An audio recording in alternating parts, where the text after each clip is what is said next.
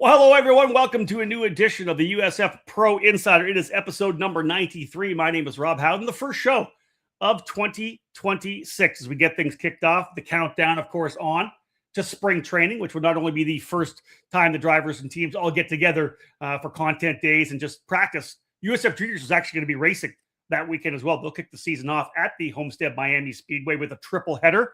Looking forward to that weekend for sure. And again, just over the next 6 weeks, we know that we are going to get a ton of announcements rolling in. Two drivers who have already been announced are going to join me here today. Jacob Douglas from Pabst Racing and USF Pro 2000. Driver actually in New Zealand right now. I think it's 1 o'clock Wednesday afternoon in New Zealand, in Christchurch.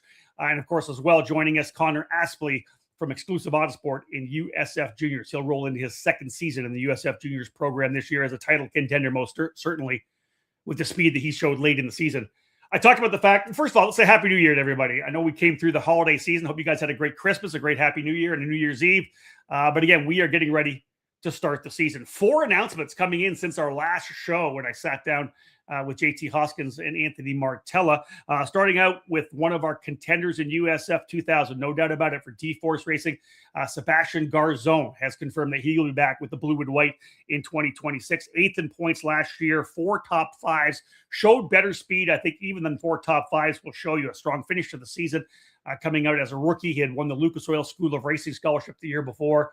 Garzon is going to be one of the drivers to watch this year for sure. He's actually racing this weekend in a kart at the Superkarts USA Winter Series event at Speed Sports Racing Park in New Caney, Texas, just outside of Houston. So he stays behind the wheel as much as he can.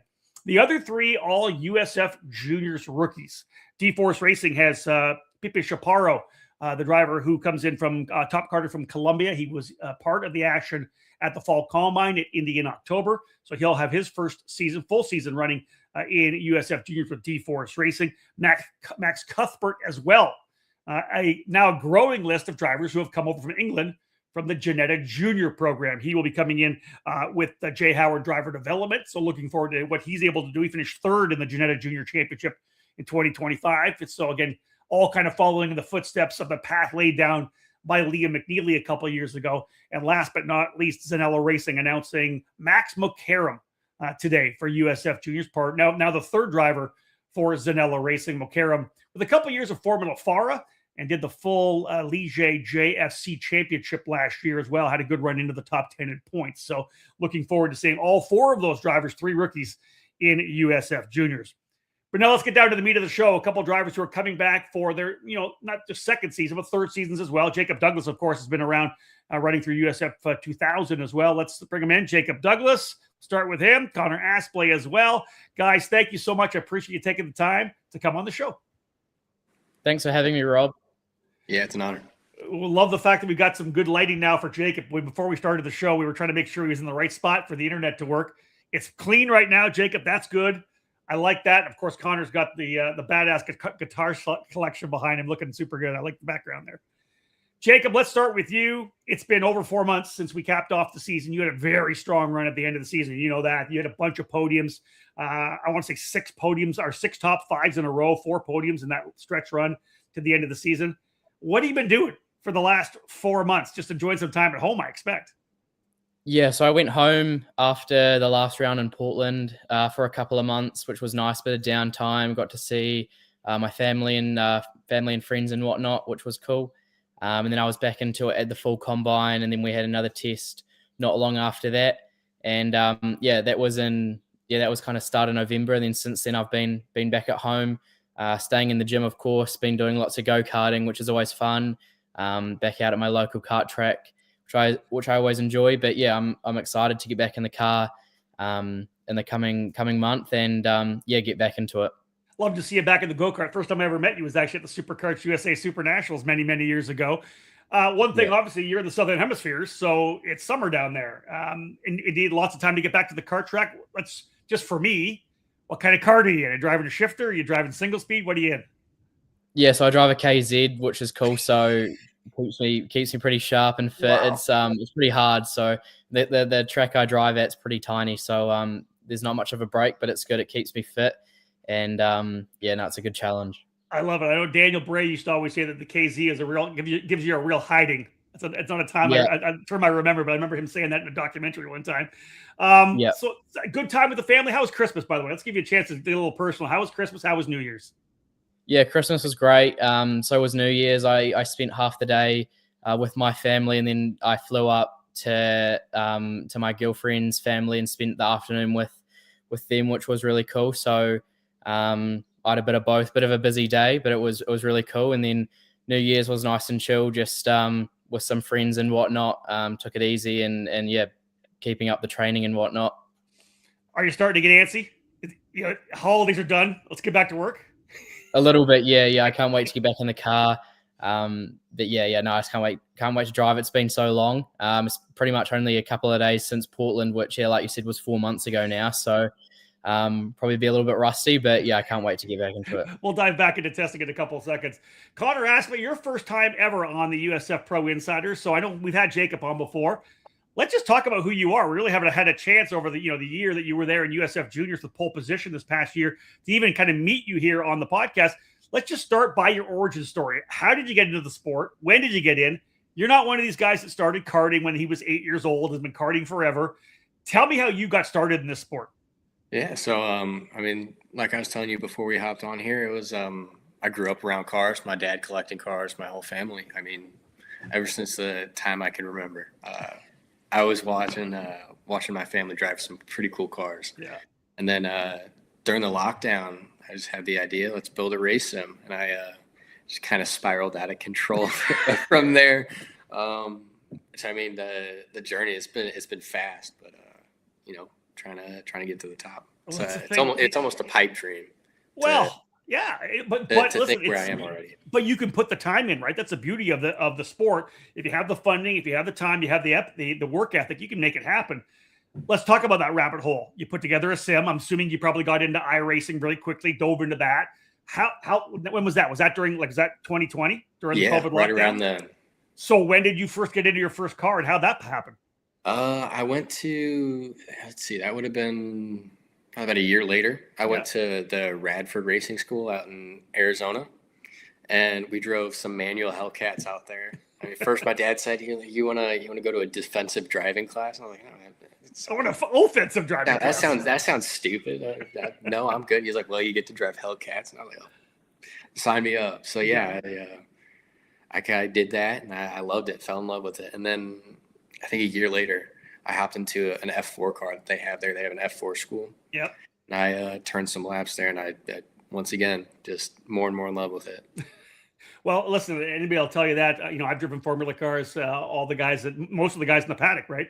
Whether they're mechanics or what, have come up through the sport itself. It's kind of something that grabs you forever and gets you in there. So you dove in, you did the schools, you started testing, I know, with pole position. What was your first? Let's just quickly grab this.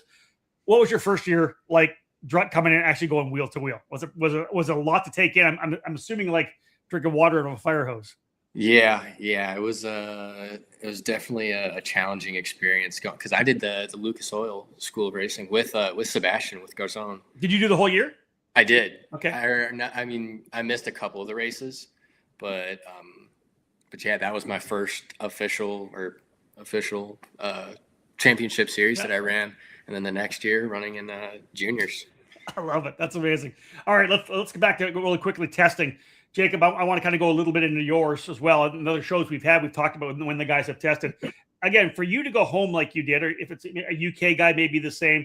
It's not easy as a Canadian just to fly down to test. You did some testing, went home, came back for the combine. You doing more testing around the combine as well? Did you get a chance?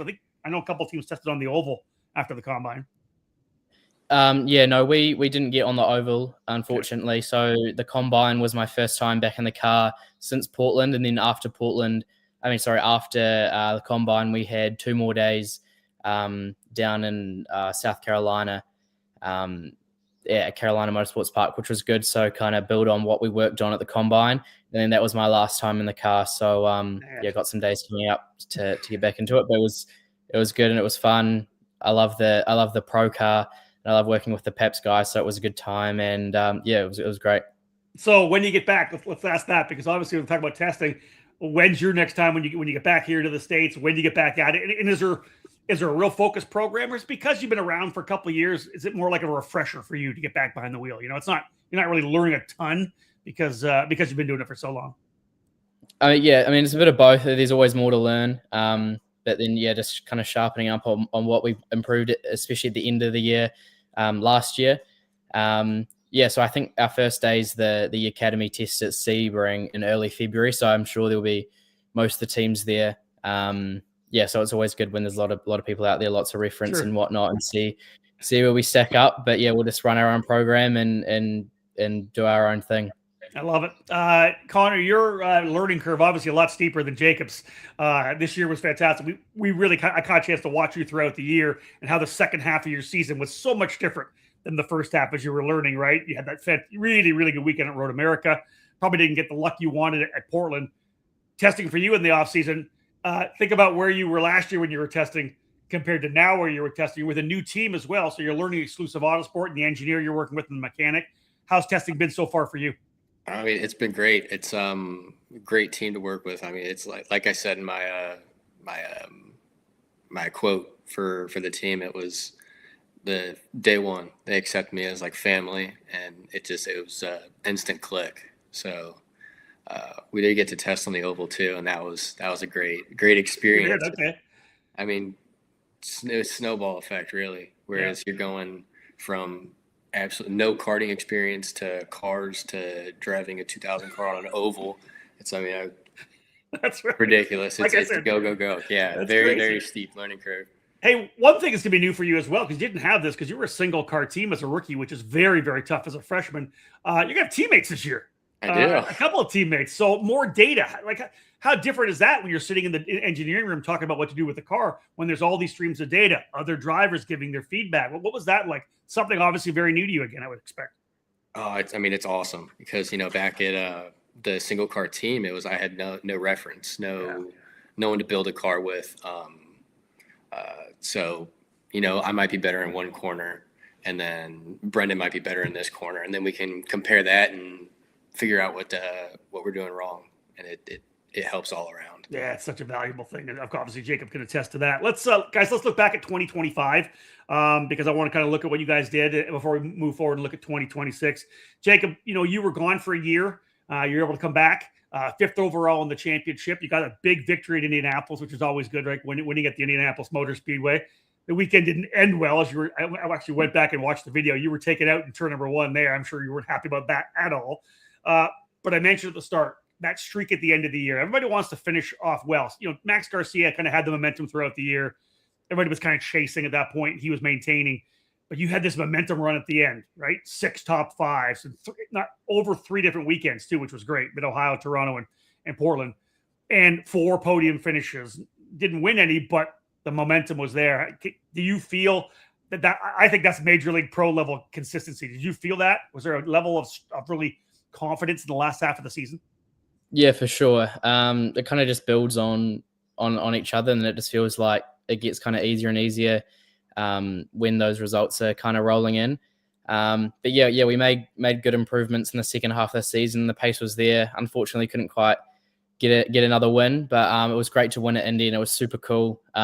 Especially winning there, getting to stand on the podium and whatnot was a great feeling. Yeah, overall a bit of a gutting weekend that one, but bit of bad luck, but it was great. And then the rest of the year was super good. I think 6 podiums in 9 races in the second half of the year. And yeah, it was great. Is there a weekend? Is it Indianapolis? Is that the highlight? Is that the weekend you look back at and you go, man, that was a fantastic weekend? It's early in the year, right? It's the middle of May. There's so much racing after that. But is that the one you go back to? Is that victory, standing up on the podium in IMS, the highlight?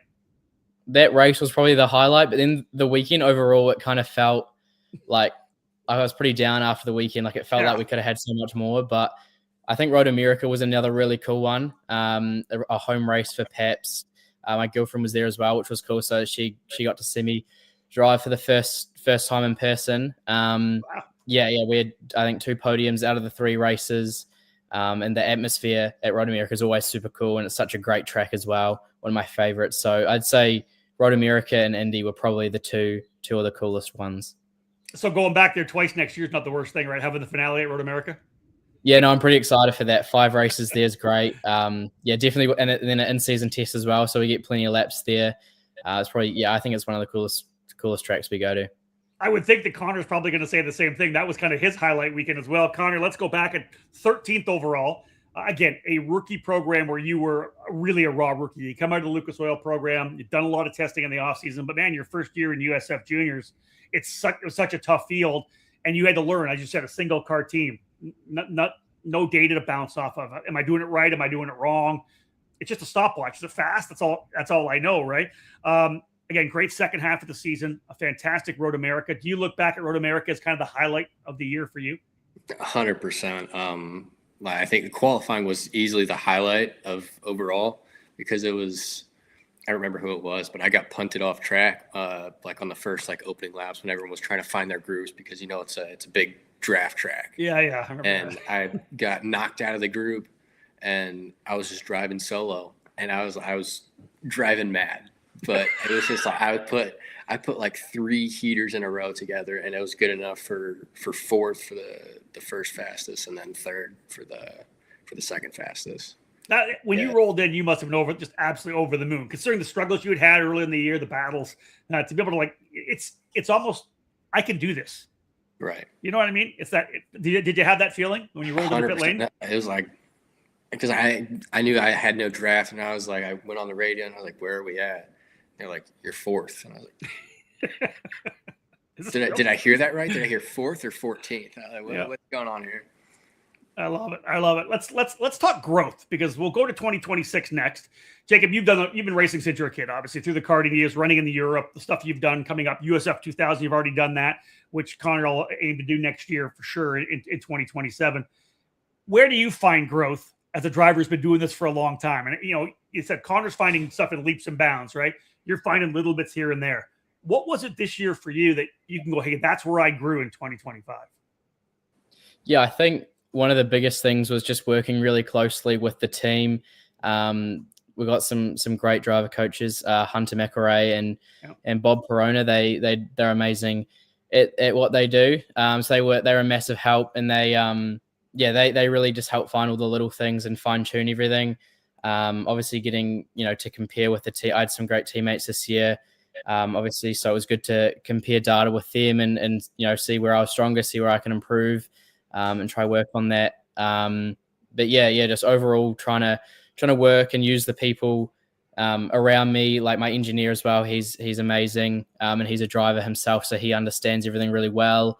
So you can tell when it's good, when it's bad, or when when it's me, when it's not the car and whatnot. So just kind of using all the tools that the team give me. Isn't it funny how the higher you go up, even though you still have coaches, right? You still have the coaches all the way up, that the gains you have, the personal gains are so much smaller, but they pay off just as much as the bigger gains. Yeah, for sure. And it feels so good, finding the little stuff, and really nailing it down and whatnot. Indeed. Connor, obviously back to you, the same question. Where did you find your growth this year?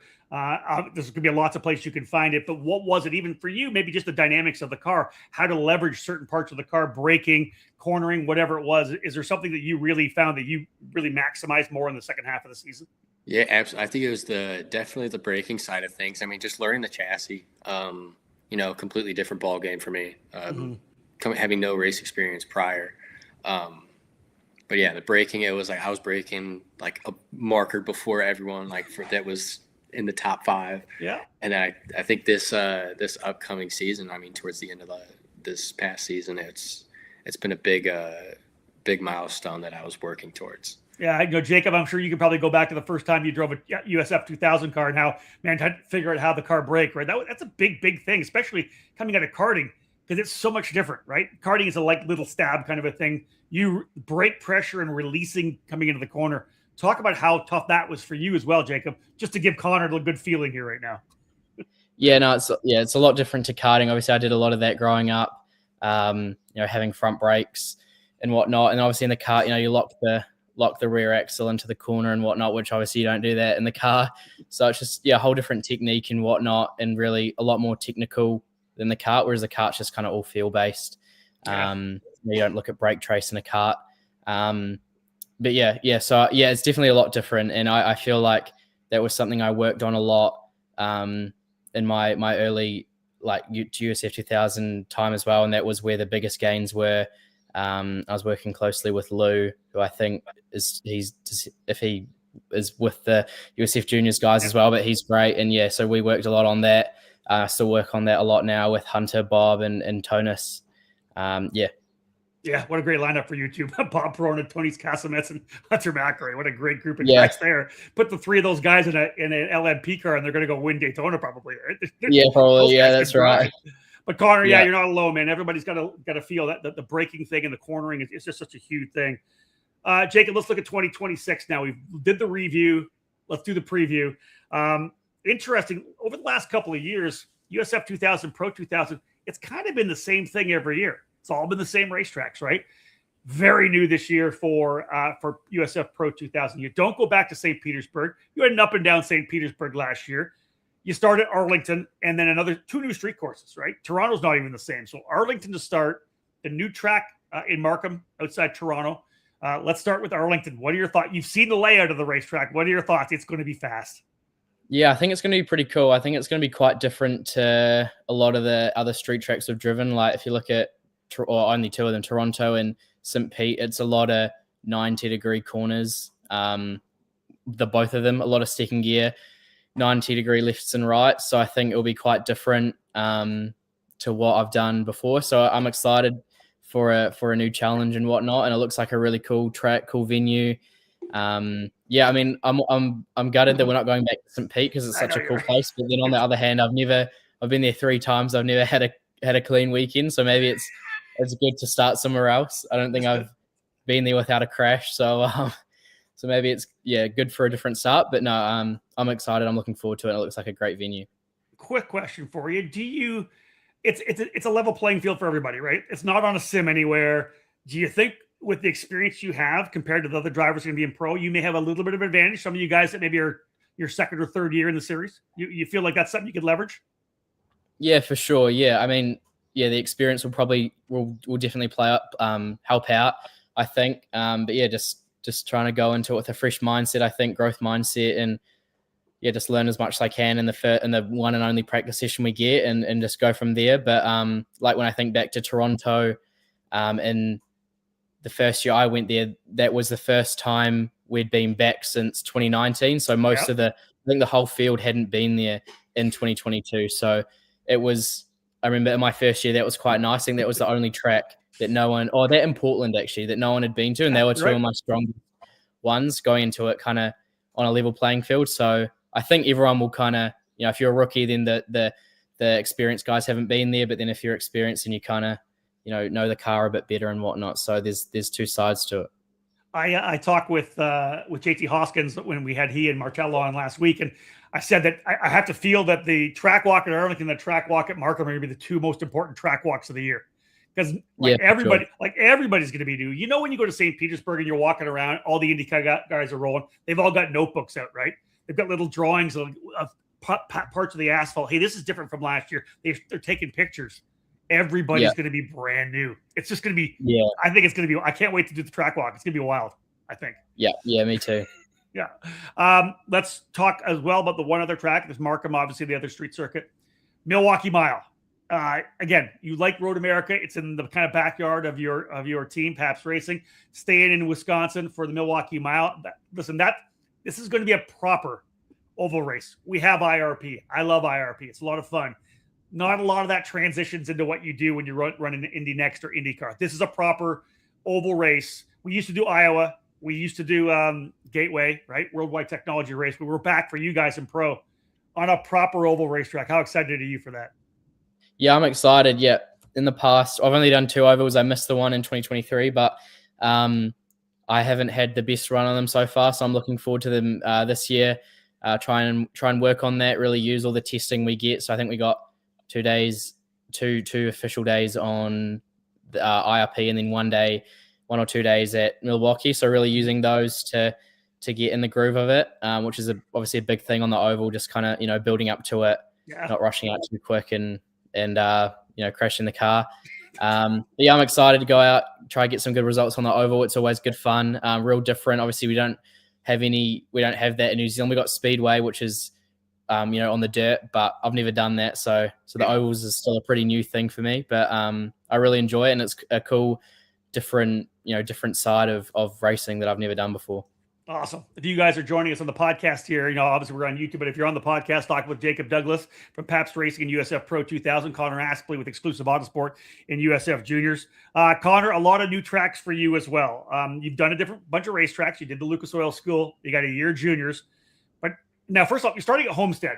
Not really new for you. You've got a lot of test time there, do you not? Oh, yeah. I think I've done, I think it's probably around 15 test days there. Okay, so that's good for you. Great ways to start there. Triple header. Yeah. We're going to run NASCAR 3 and 4 for the juniors. They had a 5 or 6 wide finish at the Academy Winter Series last year. Were you part of that? I was, yes. And? A little wild? Yeah, it was. I mean, I qualified well. It was just got pushed wide. Someone tried to make it 3 wide through turn 2. Okay. I think I joined back 18th, and I hate it didn't finish too good. Well, you've been there before, so you got that one. The next is Kershaw, Carolina Motorsports Park. Jacob talked about testing there. Have you been to Kershaw as of yet? I have, yes. We went there for the Lucas Oil School of Racing, and that was a rough one as well. Well, we're there with Grid Life, which we had a great time with at Road America last year. So the party surrounding it's going to be a great weekend for us. Have you tested there since Lucas Oil in the juniors car, or is that something potentially could be coming up in the future for you? No, this will be a new one in the car. Straight in the juniors car. This will be a new one. All right, we get a test there. That's good. North of the border to Canadian Tire Motorsports Park. Those of you who've been around the sport know it as Mosport or Mosport Park. Have you been on that one, at least in the sim? They've done a lot of great work on the track. It's a beautiful place. Oh yeah, it's a very high commitment, high speed. I'm looking forward to it though. It's I will say this: I think if you can go fast at Canadian Tire Motorsports Park, you can go fast anywhere because it is a high commitment racetrack. It's a lot of fun to race on. Last but not least, Lime Rock, very similar. You look at Mosport and Lime Rock; those are legendary, iconic tracks. Lime Rock's almost an oval, for God's sakes, right. With only a couple of little left-hand bend. Have you been on iRacing with that as well? I have, yes. I did some Indy Next there. Oh, so you did? That's yeah. Good. I did a bunch of it during COVID, driving the USF 2000 car. I thought that was a lot of fun. It's a good track. Is there one of those that you're kind of looking forward to more than others? I'd say Homestead. I mean, that'll be a pack race, 100%. Yeah. So I feel like it's good close racing. It's good for learning, 100%. Anything else in 2026 you're looking forward to? I expect you and Jacob will just have a couple of comments about Road America. It was your big track last year. Yeah, think about going back, Connor, to Road America this year, having all the experience you had last year and all that you'll have before we get there. It's the finale, right? It's the end of the year in September. So you'll have another 5 weekends already done. I got to expect that you're expecting big things when you get there for the finale. Oh. Absolutely. Hopefully drinking some champagne at the top step. I like that. What's your favorite part about Road America? I like the carousel, really. And then the kink as well. Going into Canada Corner. It's big overtaking opportunity. Yeah. Big brake zone. So if you're sharper on the brakes, you're deeper. You're going to make however many passes you're going to get the opportunity to make. There's so many corners I love at that racetrack. I love turn 6. I love the carousel. I love Canada Corner. I love Billy Mitchell Bend coming over the hill where the car's totally late when you come back around. Jacob, we talked a lot about the stuff for you. Is there a race in there that you're really looking forward to? Like you got Arlington, you got Toronto. You're going back to Road America. You got Milwaukee. In the USF Pro 2000 schedules, or something you're really looking forward to? Yeah, I'm really looking forward to going back to Road America twice, of course, especially the IndyCar weekend there. It's always super cool. There's so many fans out there and they're all real into it, real passionate. So that's a great one. I'm looking forward to the month of May, of course. Going back to IMS, that's one of my favorite tracks. And we got some more testing coming up there too in April, which is great. So I'm looking forward to that. I'm looking forward to the whole year, really. I mean, it's a pretty cool opportunity. To get to do a second year with Pabst. So I'm super excited. Can't wait to get started. And yeah. Hopefully I'm drinking champagne like Connor said. You guys are going to be taking champagne back in the paddock. Hey, let's just have second year in the program with the team. Jacob, for you, obviously back second year with Pabst running in the USF Pro. Connor's second year in the series with a different team. Can we just touch briefly on that? How much different is the second year? I think that when you go to battle over the year, you either become a family or you hate each other at the end, right? We see people leave that just maybe didn't gel with the culture of the team. A lot of people with Pabst, as we know, same with Exclusive where Connor is now, people stay with that team for a long time. So let's talk about Jacob. Just the second year for Pabst. What's that mean? Yeah, no, it's great. I mean, the guys there are super cool and they all work so hard. I got a great mechanic. Oggy, the team owner, is amazing. Everyone in the team does a great job. Like I said before, especially the driver coaches and Tonis, my engineer. So having that year where I've worked with them already, and we kind of they understand how I drive and whatnot, and my tendencies, and you're building that dialogue. Yeah, exactly. And then where the big things are for me and what I'm working on. So we kind of the first test of the year this year, we'll be able to kind of hit the ground running. Seem I've kind of already established that relationship with them and whatnot. Obviously, and it's great knowing the car. I don't have to learn a new car or anything. It's kind of just going in and rehoning everything and then kind of trying to build on everything that we worked on last year. Because we had an amazing car last year, so rolling out with that and just building from there. Obviously, for Connor and brand new team, we talked about already about how good it's going to be for him to have more teammates. Let's bring Elaine Sinclair is watching right now. She says, really glad to see both of these two amazing young men coming back next year. I agree. Love having these guys back. But here's a good question for Jacob. Hey, you leave in early fall and you arrive home in the early spring. Is it weird that you don't have a proper winter? Because essentially, you're getting. You have one. I definitely get a bit of winter when I get into Indy. I think on the 29th of January, sometime around there. Yeah. So when I land, it's going to be snowing and stuff. So I'll definitely get a bit of it. But it is nice. I get to skip the New Zealand winter. Which is in the middle of the year, and then I come home here and it's summer, which is nice as well. So I do like that I get to skip out on most of the winter. You're chasing sunny racetracks, dude. There's nothing wrong with that at all. Yeah, nothing wrong with that. Yeah. I love it. All right, guys, Jacob, let's wrap up with you. As always, sponsors, who makes it happen for you, and then we'll wrap that up with social media. If people want to follow Jacob Douglas, how do they do that? We'll start with your sponsors. So my sponsors, DP Homes, JDM Properties, Fleet Costing Care, Elite Motorsport Academy of New Zealand. They all help me a lot, and I'm really grateful for them. My parents do a lot for me as well. Of course, I mean, as everyone's do, but they gave me lots of opportunities, and so do my sponsors and all my partners, all my supporters back here in New Zealand. I'm really grateful. And then for my socials, my Instagram is Jacob Douglas 9. Yeah, just Jacob Douglas 9. And then my Facebook is Jacob Douglas Motorsport. And I don't have Twitter, so I should X. I can probably set that up. Which one are you on normally? Are you an Instagram guy?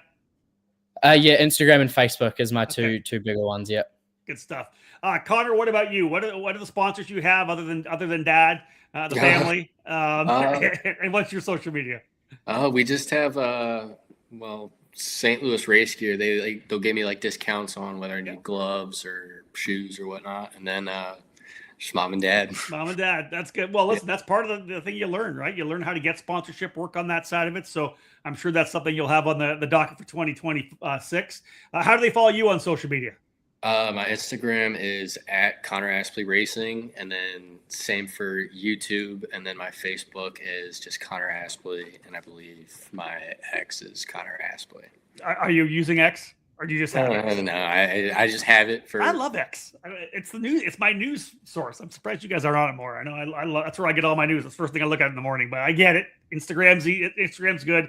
Facebook's for us old people. I understand that, but that's good. Guys, listen, I really appreciate it. Let's start with this. USF Juniors started. Connor, you're back on the racetrack for spring training, February 16th to the 18th. Man, you're like 5 weeks away before you're going racing. I'm excited. Yeah. I can't wait. It's a midweek deal, folks, for those of you who'll be following. We're going to do some cool stuff for USF Juniors because 2000 and Pro 2000 are just testing. It's our content day, so all the drivers will be there to shoot video. We have a bunch of meetings that we do, headshots, all that stuff we do for content that happens. So USF 2000 and Pro are on track. They have a lot of test days. I think it's USF 2000 Monday, Tuesday, Pro Tuesday, Wednesday, and then juniors the entire 3 days. They have a triple header, so that's super exciting. Carnally on track there. And then, of course, poor Jacob's got to wait all the way to the middle of March 13th to the 15th for the Java House Grand Prix of Arlington as we head down there. That's going to be a fantastic weekend for USF Pro 2000. But otherwise, yeah, spring training coming up next, guys. I really appreciate it. I'm going to drop you in the back. Don't go anywhere, please. Stick in the back for me. But thank you so much for taking the time. Jacob, I know it's Wednesday afternoon for you. It's late night here on Tuesday for Connor and I. Guys, thank you very much. Thank you for having me. Thanks for having me, Rob. Awesome, guys. I'll drop you guys into the back here. Much appreciated. Again, guys, I love seeing these second-year drivers and third-year drivers come back. We've had a chance to watch Jacob Douglas grow through USF 2000. He was gone for a year. I think did one start in GB3, came back and ran last year with Pabst Racing. 100% he is in the fight for the championship next year. No doubt about that. We talked about his strong second half of the season, all those podiums, all those top fives. He's going to hit the ground running 100% in 2026 at Arlington. And then Connor Aspley was a really fun story to watch throughout the entire year. So new coming out of the Lucas Oil School. Didn't have that huge, long CV of karting, which so many drivers have. So every weekend was something brand new to him, a single car team where he really didn't have anybody to bounce things off of, but he got better and better, learning from himself throughout the rest of the season. And I was really happy to see how much success he had at Road America. And I think he's going to be in a really good spot with exclusive Autosport rolling in here in 2026. Again, we are not far away, just over 5 weeks from the start of the 2026 season, spring training at Homestead Miami Speedway. We will have all the coverage on the USF Pro Championships YouTube channel. We'll be there by ourselves, so we set up a bunch of stuff. We're going to do some track walks, I believe, for USF Juniors. A lot of fun stuff for the USF Juniors categories, and all, of course, everything happening during content. And make sure to follow along on all the social media. We'll have all the live coverage in USF Pro TV, but I do want to thank you for coming along for the ride here on this particular edition. What is this? Episode number 93 now of the USF Pro Insider. I do appreciate it. On behalf of my guest today, Jacob Douglas and Connor Aspley, my name is Rob Howden.